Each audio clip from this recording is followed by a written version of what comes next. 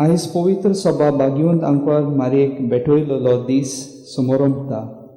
शुभ वर्तमानांनी मारयेचे भेटवणी विशीं कांयच मेळ्ळो ना, पूण तिच्या आवय बापायन तिची भेटवणी केलोली म्हूण मानून घेवन पवित्र सदा आदी सावन ह्या दिसाचो उगडास करता. जेजूक आनी तो दितालो ती शिकवण जायत्या मनशांक समजना नासली. ताचे पाटलावदार तशेंच ताची तोखणाय करपी लेगीत जायते फावटी ताची उतरांचो वो करण्याचो अर्थ समजनासले. जेजूचें पुनर्जिवनपण समजूंक तांकां वेळ लागलो. जो कोण स्वर्गार आसत्या म्हज्या बापाची कुशी करता तो म्हजो भाव, म्हजी भयण आनी म्हजी आवय. जेजू आपल्या रोगताच्या संबंदांत एकठायता. जेजून संबंदांक एक नवी दिशा दिता.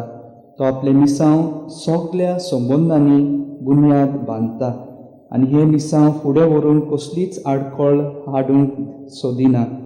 मिसांव सोर संबंदां वन सर्व श्रेश्ठ तो करता.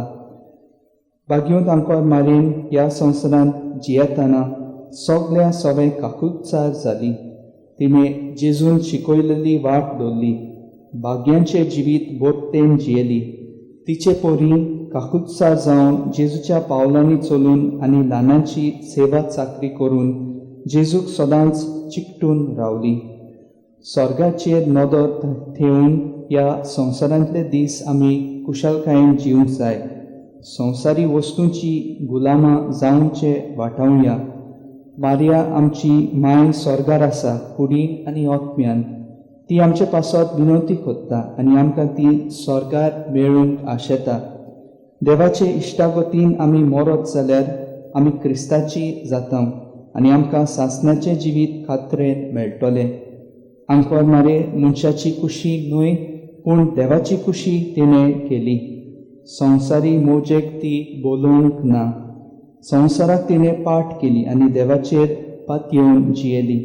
देवान तिका व्हडलो इनाम दिलो. सर्गीच्या राजान तिका उबारून व्हेली.